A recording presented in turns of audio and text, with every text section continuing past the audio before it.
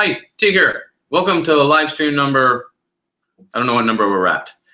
Today we're going to talk a little bit about a Linkin Park tune that has kind of a cool riff. More specifically, we're using that for this rhythm.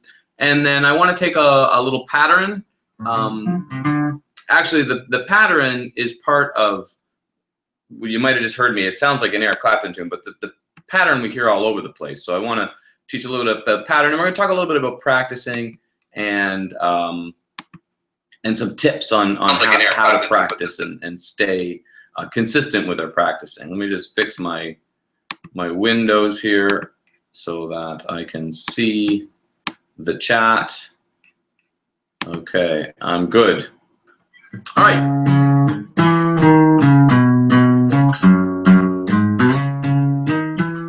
So I want to start this this live stream talking a little tiny bit about practicing, and I recently did a series on practicing, and I'll put a link in the description when the stream is done that you can find it. But and creating motivation in the mindset for practicing, and probably one of the most important things we can do when we practice is to break things down into small pieces.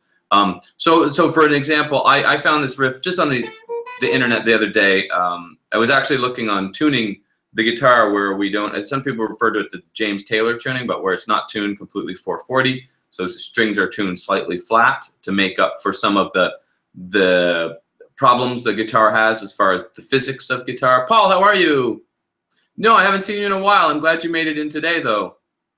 So I was looking up the tuning for that, and this guy taught this little tiny riff. Anyway, so I've been playing it for a few days. But I wanted to use that to talk about the importance of breaking something down and as far as practicing consistency. So the practice series I did kind of worked on three main topics. One is breaking down things so you really see results. And then the second one is focus and consistency. And then the third one is direction. So the breakdown, so I was using this as an example, this little riff I had learned, and when I started to play it, I realized it was giving me a bit of trouble because I guess maybe this particular chromatic line going up and back down, I'm not totally sure. I know I ran into a couple picking problems, but anyway, so I started breaking it beat by beat. So if anybody wants to follow along, I'm more doing this at the moment to talk about practicing, but here's the riff if you want to learn it really quick. It's just the 5th fret, then 6, then 7, back to 6. That's beat 1, 16th notes, 1 E and up. And I'm going to alternate pick it. Down, up, down, up. 1 E and up. And then I'm going to hit A on beat 2, 1 E and a 2. So this is the breakdown. This is what I'm now practicing. And if I'm having trouble just getting 1 to 2, I'm just going to practice that. See how fast I can get that. Add the 3rd note. And then back down.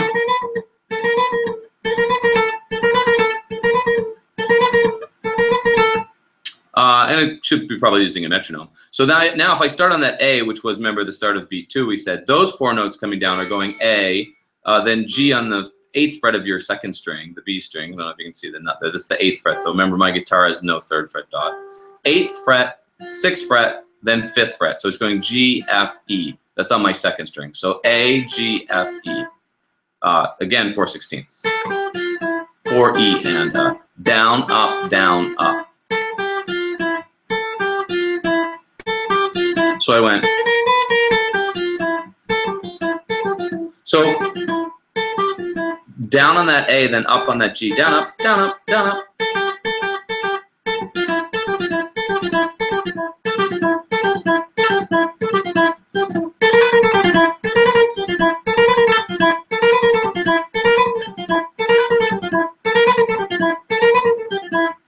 And then from here we move to the D on the 7th fret of the G string to go 7th fret, 6th fret, 5th fret.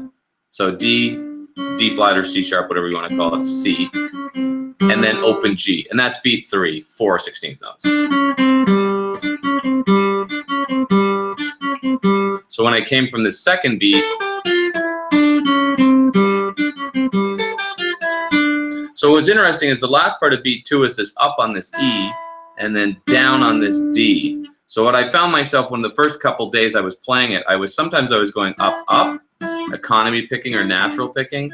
I've decided I want to play it all alternate, so I'm going down. But those first couple days I was practicing it, I didn't realize I was doing that. And then, so anyway, again, the importance of the breakdown. And here's the last part, 3rd fret of your G string, B flat, hammer on the B on the 4th fret, and then this G, the 5th fret of my D string, which is the same as your open G.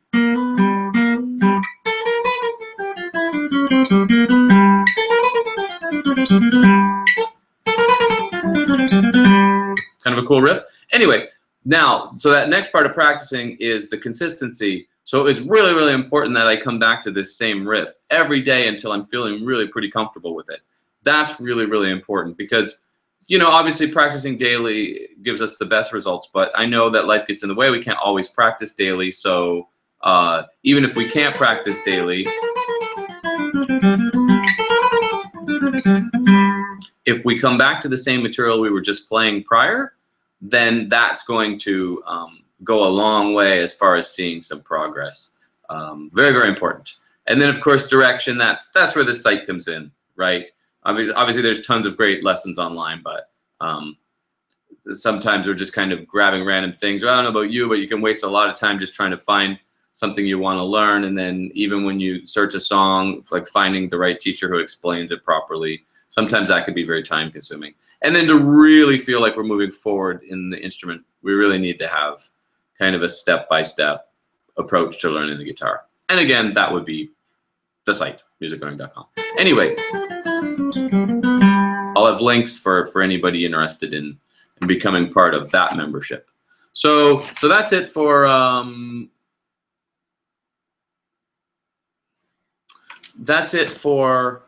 what I wanted to talk about the practicing. Paul, you still in here? How you doing? How you been? Let's see. Next up, we were going to do, yeah, just this little tiny pattern. It's very short, but I think it's kind of cool. So that sounds like the beginning of, but that's not really what I wanted to teach, but the beginning of this pattern will sound like that. This is another 16th note pattern, or could be 8th notes, right? If I play 8th notes at 50, that's the same, or sorry, if I play 8th notes at 100, that's the same as 16th notes at 50. They sound the same, right? So, but this pattern, we're actually just going to learn this little arpeggio that I love. In this case, it's a D minor 7th. It's a great way to learn the fretboard, great way to get around, especially moving pentatonic boxes, which we'll explain in another series. But so I'm basically just going 1 4 1 4 on my 6th string to my 5th string, 5th fret, 8th fret, 5th fret, 8th fret. Now, and so it's an A, C, and a D, and an F. So it's the 4 notes of a D minor 7th, which we would spell D, F, A, C. I just have the A, C on the bottom here. If I move this to the 7th fret of my 4th string, that's also an A. And if I play 7 to 10, 7 to 10, string 4 to 3, it's the same A, C, D, F. And if I move now to my 2nd string, I also have A, C, D, F. Neat. So we have this little D minor 7th arpeggio moving across the strings from 5 and 6 to 3 and 4 to 1 and 2. And here's a little pattern that I love, going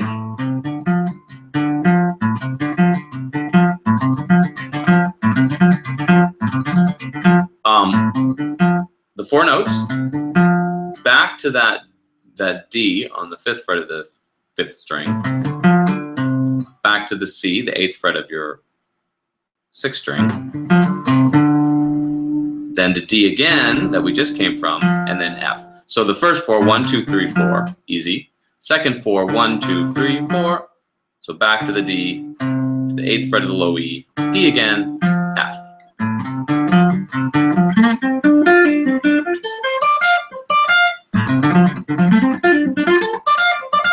Could do that with anything, though. You know, we could take it with just groups of, like, say, 1 and 3.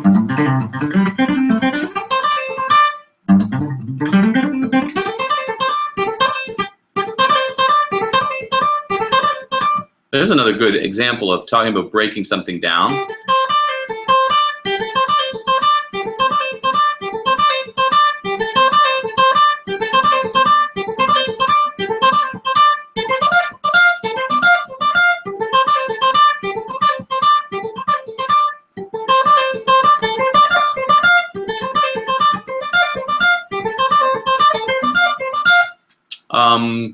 So there I was just going from 8 to 10 on my second to first string, same pattern, and then going from 10 to 13.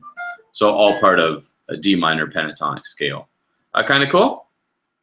And then the only other thing that I kind of wanted to do in this stream, unless anybody wants to do anything different, was somebody had asked if I would teach Linkin Park Castle of Glass, I believe it's called. So that one, I liked the rhythm, so I agreed to teach it. It's not a lot to the song, but I liked the rhythm, so I agreed to teach it. It's a dotted eighth with a 16th tied to an eighth and another eighth, which gives us this 1 E and a 2 and. 1 E and a 2 and 3 E and a 4 and 1 E and a 2 and. But we also hear that a lot in the dance clubs and stuff as 1, 2, and 3, 4, 1, 2, and 3, 4, 1, 2, and 3, 4, which is much easier to understand. In fact, I just did a lesson for I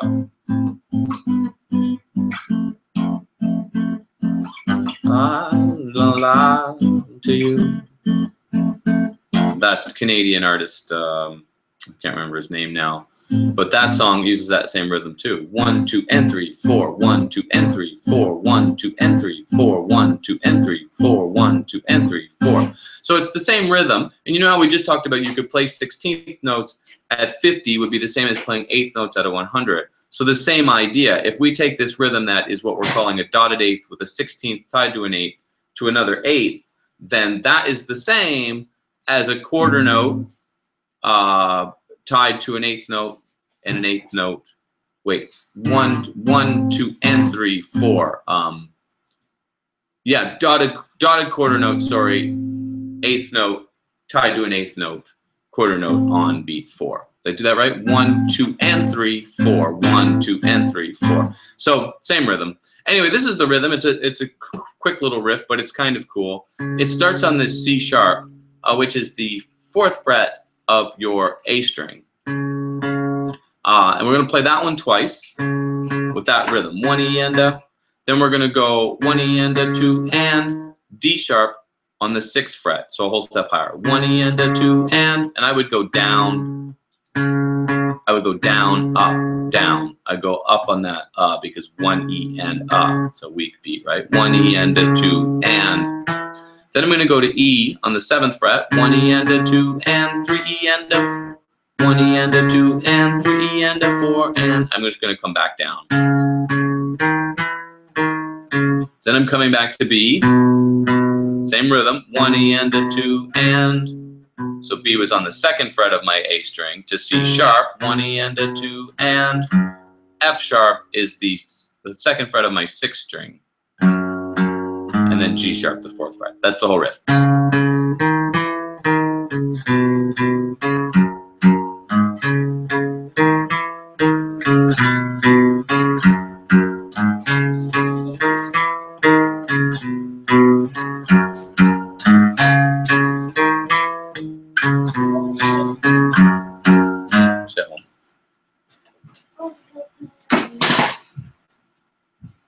Oh, can you, Jonah, can you pick up that Star Wars movie? Because I don't want that to get ruined. That's not ours. Thank you. Yeah, and then the chorus, the chords for that song, pretty easy. Oh, yeah. Pretty easy is an A chord. I'm just playing the big barred A in the 5th fret. And then there's a B, an E, and a C sharp minor. And I'll put these chord shapes inside the limited access member. I'll put a link at the bottom here. That's also free. You can register and get this material for this live stream. So all of the stuff I'm talking about will be compiled in the members. There's a limited access member section. It's free. There'll be a link. The live streams, what I do with that material is it stays up for a week or so, and then I take it down. But your limited access membership remains. It's indefinite, so and material comes in and out. So you might want to check that out. And then, yeah, so the chorus of that song is going from A to E, B to C sharp minor. A, E, B, C sharp minor, A, E, and then this time it stays on B. very popular chord progression, right? We hear it a lot. But anyway, it's in that Linkin Park tune called Castles of Glass. And that was the riff from it. And there really isn't a whole lot of other stuff to that song. The verse kind of stays on C sharp minor for like, I believe 4 bars. 1, 2, 3, 4, 1, 2, 3, 4, 1, 2, 3, 4, 1, 2. Then I believe it goes to B for 2 bars. 3, 4, 1, 2. Back to C sharp minor. 2, 3, 4, 1, 2. That's the verse. It repeats. And then the chorus. 1, 2, 3, 4.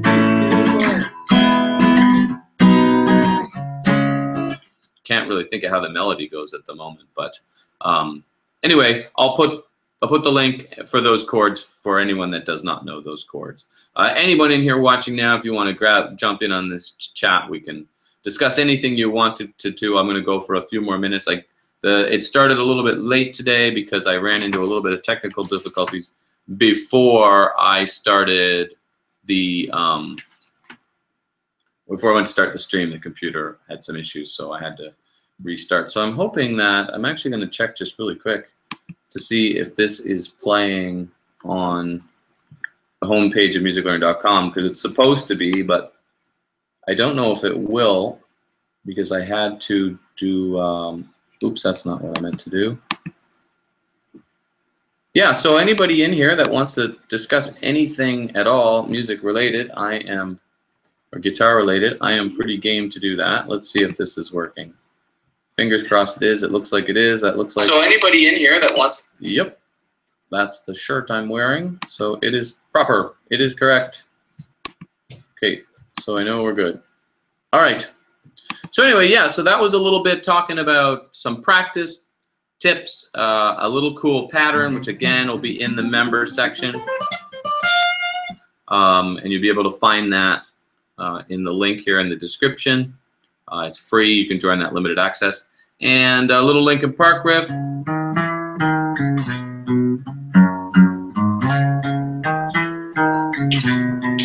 Oh, and I forgot we did that little country riff at the beginning. Tanya, how are you?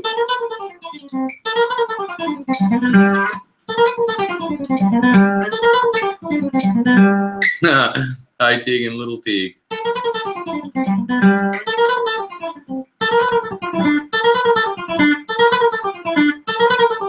So we did that at the beginning of the lesson. I forgot, and we were using that to talk about practicing because I did a practicing series.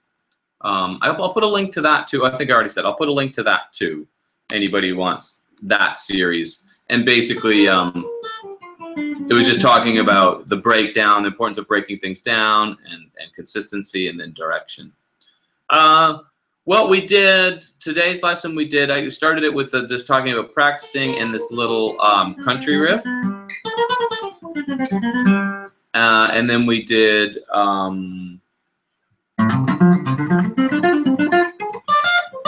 this little pattern that actually sounds like the beginning of that Eric Clapton song.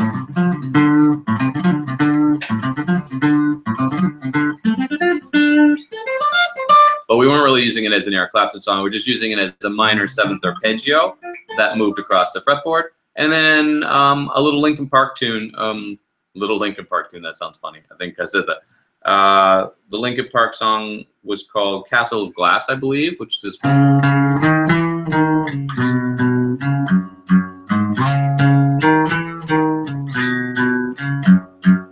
And somebody had asked me to do a lesson on it, and I thought I would, because I like that rhythm, that 1 E and a 2 and 3 E and a 4 and 1 E and a 2 and 3 E and a 4 and then we learned the chords to it, which gave us an A, an E, a B, and a C sharp minor.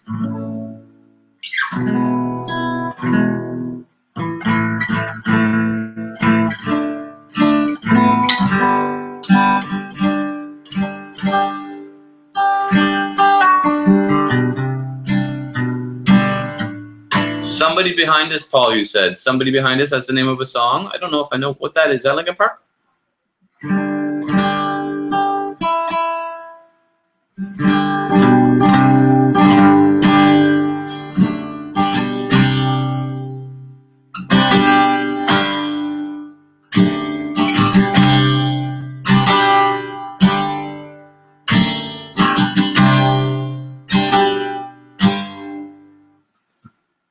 You know, the one, and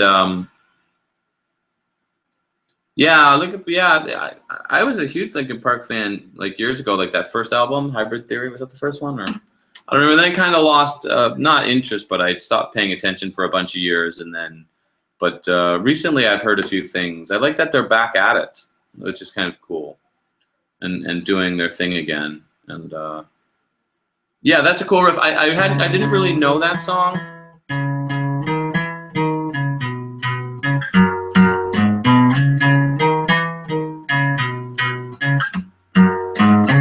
I didn't really know that song until just somebody asked if I would teach it, and I liked it. Otherwise, I would like sing the melody if I could remember kind of how it goes, but I didn't hear the song really enough to. I just learned the riff and then I just wrote it out, you know, here on the bottom of this page, just for this stream, and then. But I'll put some material to. I'll make it a lesson in the members section of the site. Yeah, and yeah. Anyway, I would sing the melody for you, but I can't remember how we go. How can we use bebop dominant in our self-created pieces? Ooh, yeah. I realize. Yeah, you're talking scales there, Paul. Yeah, you're jumping into some serious stuff. So you're talking about like over a dominant chord, right? Playing over a 5 chord. And and to be perfectly honest, at the moment, Paul, I can't even really remember what the notes of a bebop dominant scale are, but I remember that. There's Akshay, there he is. I am the one who requested the song "Castle of Glass" by Linkin Park. Yeah, it's cool. I'm glad that you made it in because, yeah, I just went over it, but it'll be in the replay here. I probably won't go over it again, only because I have to. I'm going to keep this live stream a little bit on the shorter side. But it'll be in the replay, and I went all the way through it, and then I'll put some material together for it too to make it even easier. But yeah, I was just saying actually that I didn't know. I hope I'm pronouncing your name right. I didn't really know that. I didn't really know that song, so it was fun for me. I liked it. I liked the riff.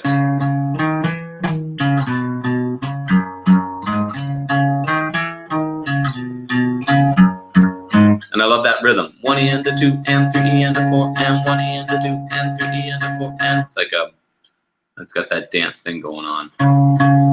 Mind you, it doesn't sound like a dance track in that particular song, the way they're playing that riff, but we hear that rhythm in dance music a lot.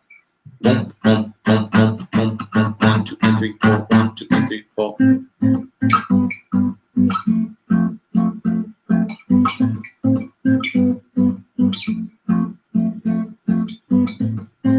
Thanks, Akshay.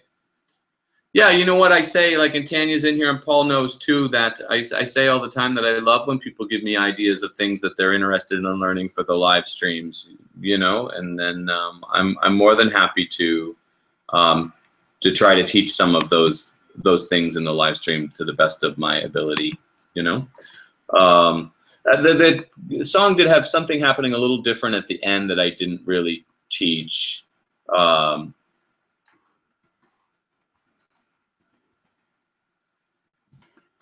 And it was kind of like a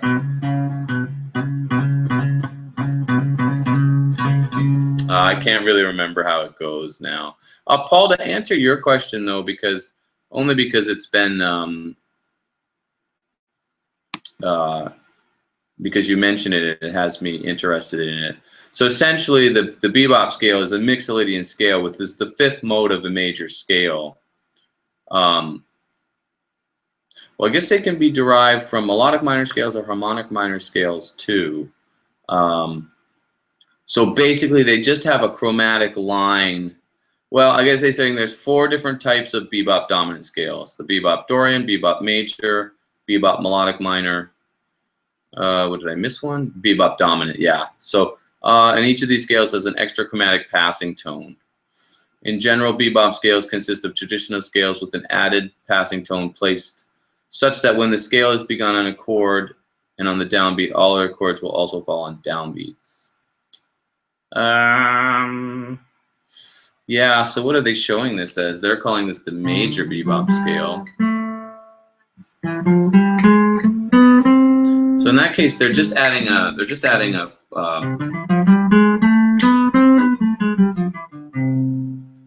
oh wait, let me see that. I was the dominant one was the one I was more interested in. Oh yeah, okay. Oh.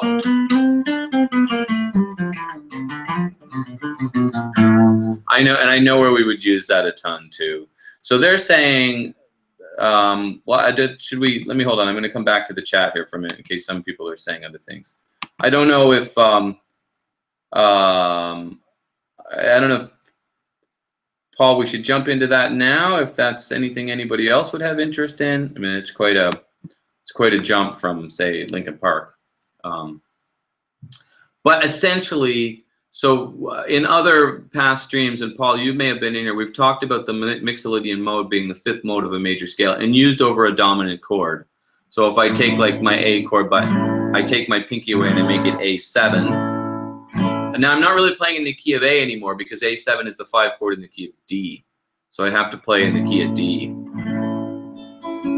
Akshay is saying he'd also like to learn Linkin Park, The Messenger. I will make a note for you, Akshay, and I'll see what I can do. The Messenger, Linkin Park. I like that it's is it an acoustic tune in general, or are they just doing an acoustic version? Anyway, I'm excited to. I'll check that out for sure.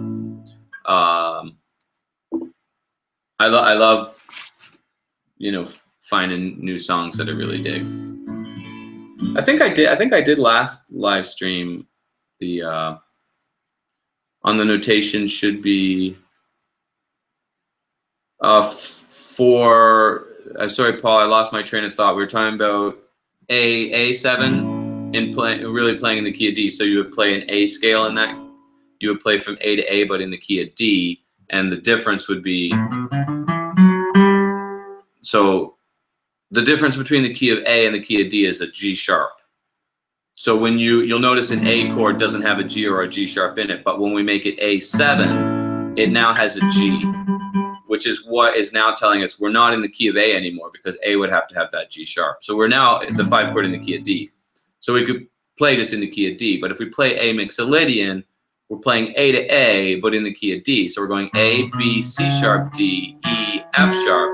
Instead of the normal G sharp we would play for an A scale, that 7th tone, right? We're playing the flat 7. We're playing G. So that's A Mixolydian to be played over A7, and the dominant bebop dominant scale that we play over A7 is the same scale, but it actually throws the major 7th in too. So you have this chromatic line at the top.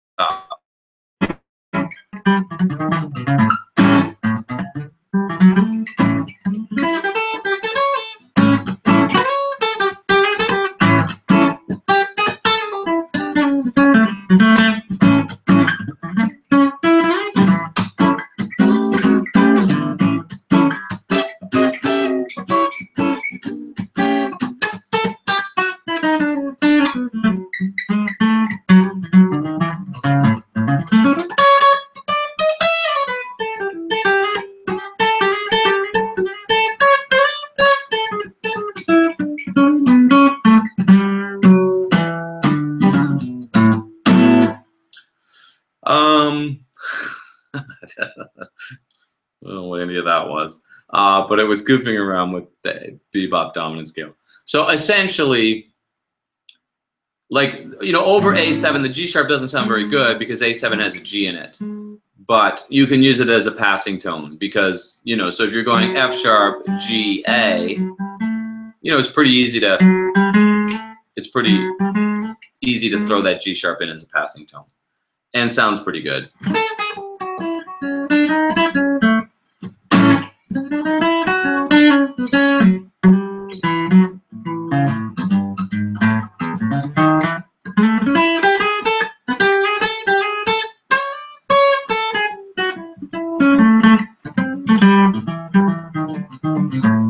You know what I love? I had an improv teacher years ago in college tell me, we were in a class and somebody had said, oh, what can I play over this these set of changes or this song or whatever it was, and I don't know whether he was in a strange mood that day or, but this has always stuck with me. He said, well, how many notes are there in music? And the student was like, 12. And he said, then you can use 12. And I've always loved that, right? Because we learn all of these scales and modes and all of this theory, but in the end, you can really use anything, you know? I was actually watching, I just recently found this YouTube channel where they, on producers, breaking down, you know, really popular songs, and I watched that Rihanna song, and what's the producer's name? Better Have My Money, you know. Anyway, I always thought that was a really cool track, very, very different, and he breaks it down. But anyway, it just got me thinking about that outside of the box thinking. So yeah, so I think it's good we learn all these scales and we learn all this theory. You know, it helps us move forward and learn more and more about the instrument. However, in the end, it's really all about sound in our ears, and you can do really anything that you want to do. And I think that's pretty important too, you know, to remember, right? Because we can get too wrapped up sometimes in all the, and forget that, yeah, you know, like, yeah, anyway, I don't know, blah, blah, blah, blah, blah, blah. Market 92, Marek, I don't know. How are you? I remember learning A Heart of Gold from you. Cool.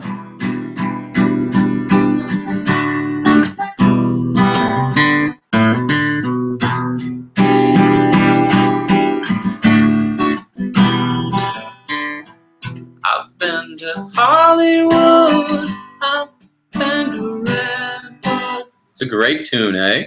7 years ago, you came across the channel recently. Great to see you still doing it. Yeah, I'm still here. I'm actually back stronger than ever because for 6 years I was playing 3 to 4 nights a week at the Roxy in downtown Vancouver, and it was taking a lot of my time, and I was not working on the site or making videos as much. But that ended on April 7th, and since then, I've actually been working harder than I probably ever have on musiclearning.com and YouTube. And I've also been back writing, so there's new tripfuse material going to be coming out at some point, which is really exciting to me because I love writing, and I got away from that too. I don't know, there was just something about that. For 3 to 4 nights a week playing, it was pretty draining, and we played till 3 in the morning. And I think I figured that my time at that club, I played 37,000 songs approximately, if I did the math right. And I used a calculator, not very good at math. So anyway, but yeah, glad that you popped in, and that's so crazy about 7 years ago. And also funny that you mentioned Heart of Gold, because so the site has been moving from the old site, which was, you know, was started in 1999, and it was always having stuff added to it and made better. But I've recently, since the Roxy ended, moved to this new platform that is working much, much better, and it's really cool, and I'm really excited about it. And yesterday I moved Heart of Gold from the old to the new. So it's in the member section, so you have to pay to get it. Obviously, I can't put everything for free, or I'd never be able to earn a living playing and teaching. So. But it's in the member section of the site with the breakdown and all the material to go with it. And to tie that back into the start of this stream, we were talking about practicing and direction, and that is funny. You know, you mentioned Heart of Gold. I love that you popped in and brought that up, because that was one thing. Another song I was moving yesterday was Sweet Home Alabama. Love those little riffs. And I moved that material from the old member site to the new platform. And I had made that lesson probably in 1999 or 2000, like when I started that site.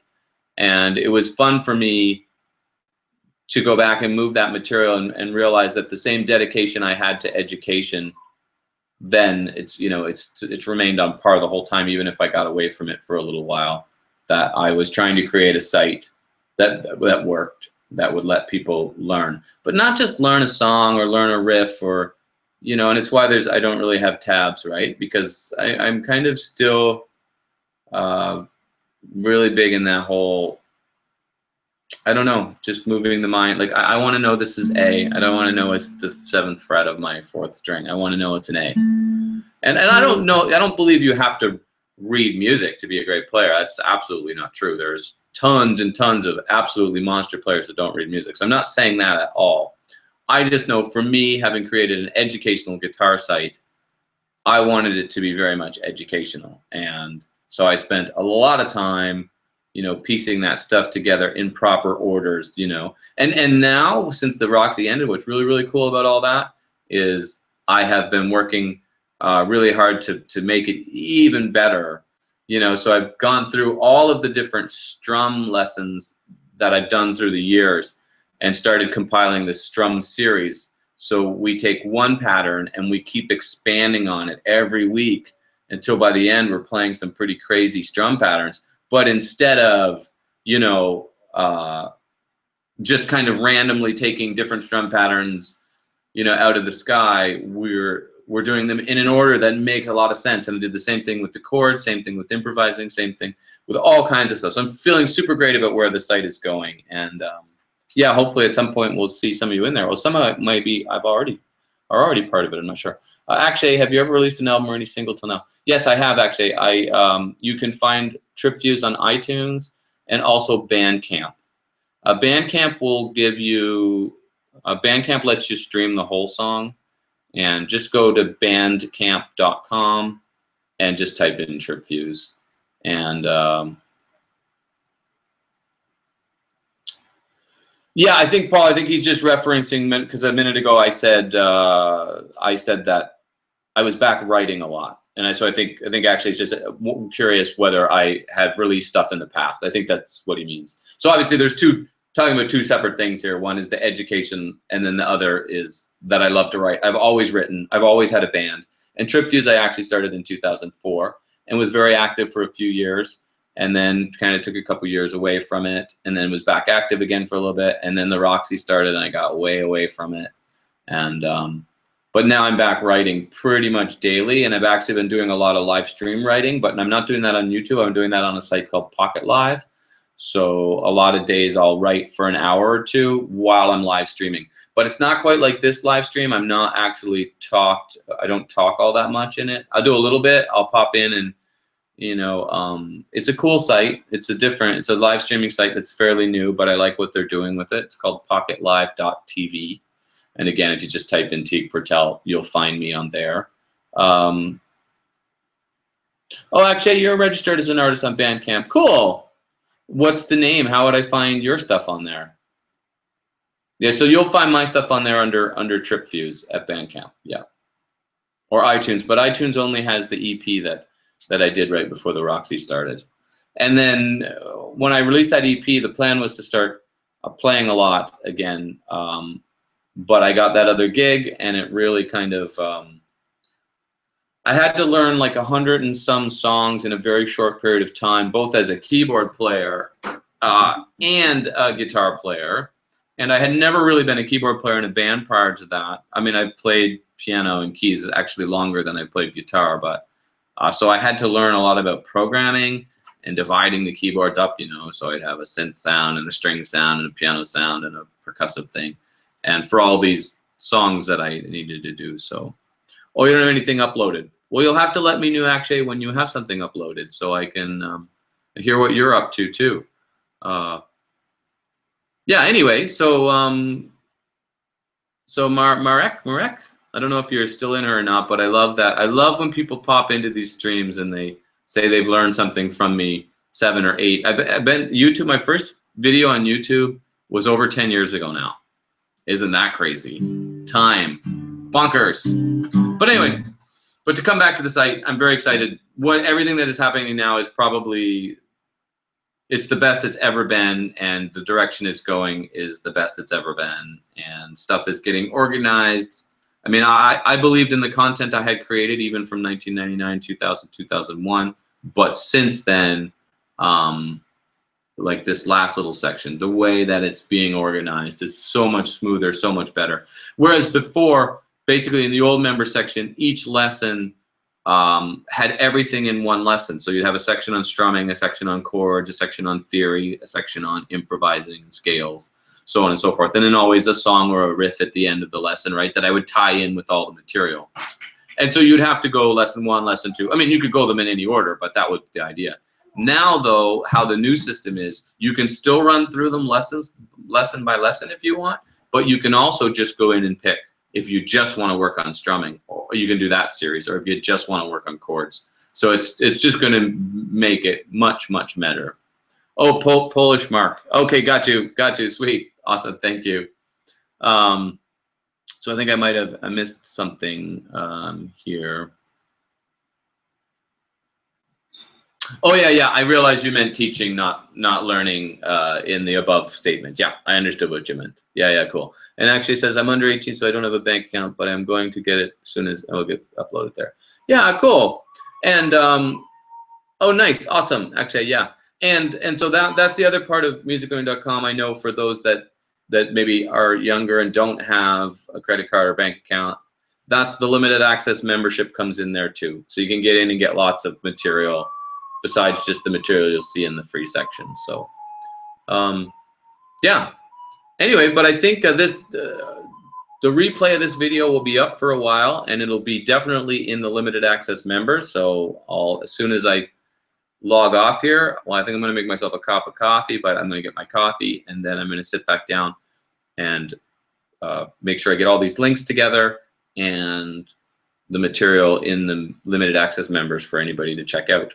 And yeah, and I got an idea for next week, maybe the Linkin Park, The Messenger. Tanya, are still in here? You were mentioned Linkin Park. Maybe we could go back and do some old school Linkin Park, like from the Hybrid Theory album stuff. That might be cool. I learned and taught a lot of that when that album first came out. I had a lot of students interested in that stuff. Yeah, and I think tripfuse. I think we used to do this fun thing when we were playing for a couple years where we would take music, all kinds of different. I think we had we would play these intros, but from different types of music, and then have them embed them into a tripfuse song. And I think we did everything from like Snoop Dogg to and I think we did a Linkin Park intro into a tripfuse song. But yeah, we would just try to take like country and rap and rock and metal and whatever, and take these kind of popular tunes and make it as an intro, but we'd play it, not like a pre-recorded thing. We'd play it, and then we'd have it, mesh into the beginning of the tripfuse song. I always thought that was kind of fun and clever. And then, yeah, anyway, who knows? Maybe that'll be part of the new tripfuse thing when it gets going again. Paul's got to go. Yeah, that's okay, Paul. Thanks for being in here. I'm going to get off here too, actually, right now. I'm just saying bye. So thanks for being in here. It's awesome as always. I'll be here next Saturday at 1, 2. I may start streaming more often. I'm still messing around with that a little bit, as I know Saturdays don't work for everybody. So, and all of them are heavy metal songs. Cool. Yeah, you know what? I don't know actually if you all what kind of metal you're into, but you know, a riff that I was just thinking about the other day that I always wanted to put on the site and never did was that Laid to Rest by Lamb of God. You know that tune? I can't remember how the riff goes at the moment, but I always love that riff. I used to teach it a lot. Anyway, I love metal too, and I'm gonna definitely get some more metal riffs up. So, but I am gonna sign off for now. I'm getting kind of hungry. I would like some coffee. I'll get these links together. So this, if you don't, no, I think I will just leave. I will leave this stream up. So the stream will be up with the links to the limited access, practice tips, whatever else I said. I may have to watch it back myself to figure that out. So anyway, yeah, anything off Hybrid Theory, right? Yeah, let's do that. I'm going to write that down too for next Saturday. We'll see about maybe devoting, because last week we devoted the stream to Led Zeppelin. So maybe this week we'll devote this. Next week we'll devote the stream to Linkin Park and Hybrid Theory specifically.